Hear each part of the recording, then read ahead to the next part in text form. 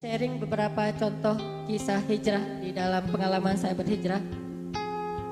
Pertama adalah kisah hijrah. Kalau saya mah taklim selalu ngelihat orang-orang baru, newbie. Jadi kalau dalam taklim saya ngelihat yang datang adalah para aktivis, saya ada rasa bersalah. Bersalahnya apa? Oh berarti dakwah saya belum kena kepada anak main.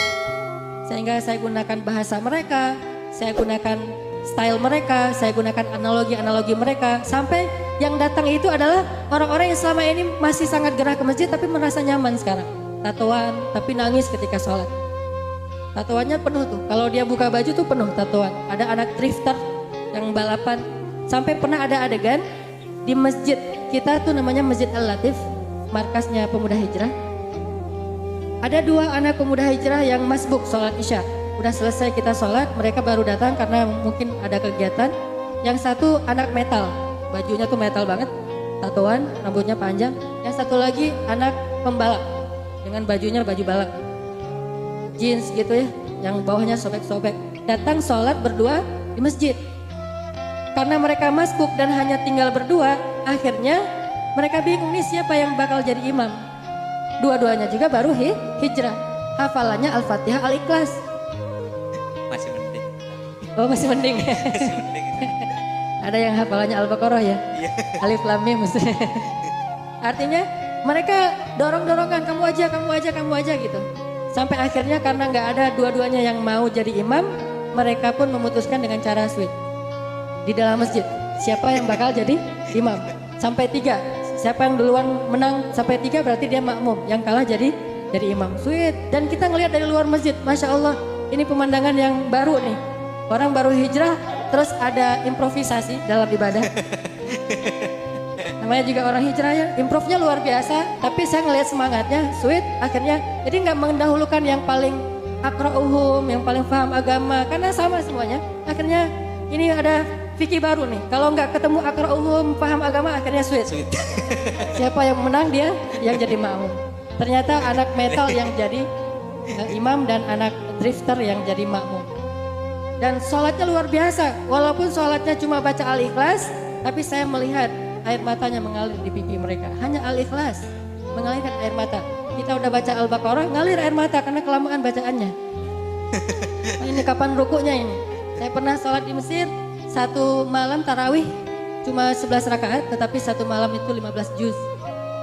Masya Allah. Dan saya cuma sekali saya sholat di situ. Itu juga karena saya nggak tahu 15 juz. Diajak sama syekh saya namanya Syekh Thorik Faris. Beliau guru saya dalam belajar Al-Quran. Beliau bilang, Hanan yuk ikut saya. Ada tarawih bagus nih. Kan saya senang mencari imam-imam yang bacaannya powerful. Oh ya udah Syekh saya ikut. Nggak ngasih tahu kalau 15 juz. Pas sholat rakaat pertama Alif Lam Mim, Al-Baqarah standar lah. Paling juga satu kali sholat tarawih itu 1 juz. 11 rakaat. Ternyata udah setengah juz, ini belum ruku-ruku, mulai saya curiga. Wah ini setengah juz nggak ada tanda-tanda ruku, imamnya masih semangat ini. Sampai masuk saya qulus sufaha belum ruku, akhirnya sampai akhir Al-Baqarah baru Allahu Akbar. Saya mengatakan dalam hati, ini cuma 2 rakaat saja, setelah itu saya pulang. Tapi rakaat kedua Ali Imran. Saya pikir rakaat kedua mungkin dia udah capek, paling juga Al-Ikhlas atau apa. Ini Ali Imran jadi hampir 4 juz dalam 2 rakaat saja. Sehingga kita sholat tarawih dari ba'da isya, selesai tarawihnya menjelang subuh. Hampir gak sempat makan sahur. Dan kedepannya Syekh saya ngajak lagi, saya bilang saya pilih yang dekat-dekat saja. Itu satu-satunya masjid di Mesir yang tarawihnya 15 juz, yang lain rata-rata 1 juz. Cuma ini masjid para hufaz dan mereka khatam sebulan 15 kali. Dan setelah istirahat setiap 4 rakaat kita istirahat, saya nanya kepada seorang jamaah sebelah saya, kakek-kakek gitu. Kakek belajar di Al-Azhar? Kata beliau, enggak, saya enggak pernah kuliah. Oh, kakek ngerti ayat yang dibaca? Nggak semuanya juga, walaupun orang Arab juga nggak semuanya ngerti Al-Quran. Karena bahasa Al-Quran ini jauh lebih tinggi daripada bahasa Arab. Apalagi kalau nggak pernah belajar agama. Kakek hafal Quran? Enggak. Kakek baru pertama ini ikut tarawih kayak gini. Saya sudah 10 tahun dek tarawih di sini. Setiap tahun saya tarawih di sini. saya tanya kepada beliau, Kek, saya tuh belajar di Al-Azhar, jurusan tafsir Al-Quran. Saya hafal ayat yang dibaca, saya paham sedikit-sedikit. Tetapi, dan saya lebih muda dari kakek. Kok saya nggak betah berdiri? Sedangkan kakek tenang aja, saya udah garuk-garuk, udah. Untung aja saya nggak bersin-bersin. Udah, nggak, imam nih lama banget.